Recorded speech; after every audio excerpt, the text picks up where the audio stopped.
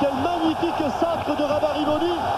Et le reste n'est pas mal, mais il a fait un passement de jambes, Rabariboni, digne de Rivellino là-bas.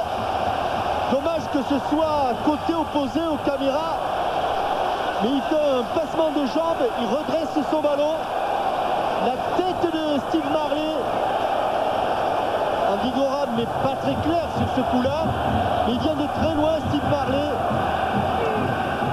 Et quel soulagement pour les Auxerrois et pour l'ensemble des spectateurs, parce qu'on sentait une tension, elle était palpable, cette tension, tellement on sentait qu'il y avait la frousse, la peur dans ce stade de la Baie des Champs. Et Lilian Lasland, c'est son avantage. On joue. Saïb, Lasland, bien joué. Marley, il est passé. Il lui faut de l'aide, Où va-t-il y aller tout seul? Où va-t-il y aller tout seul? Il va tout seul. Superbe. Quel but! Quel joli but de Steve Marley, l'ancien Red Starman. Il est parti pratiquement du milieu du terrain pour aller le marquer. C'était un TGV face à des omnibus. Et à la 31e minute, la JOCR double la mise par Marley, 2-0.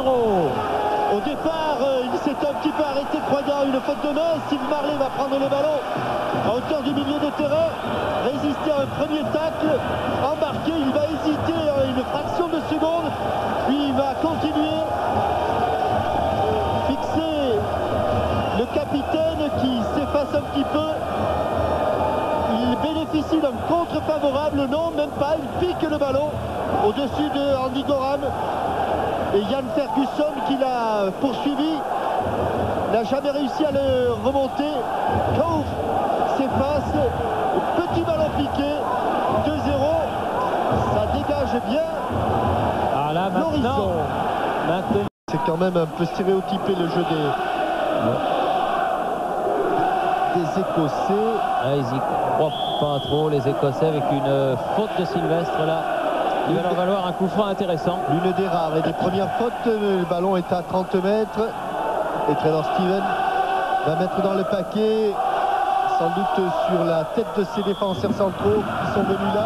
Il va falloir sauter. But de Richard Cove. Et oui, ça change tout.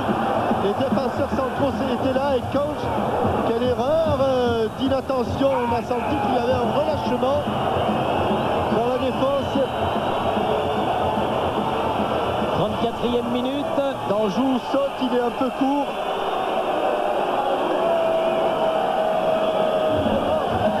Et rien n'est fait. En tout cas, il y a des buts en cette première mi-temps.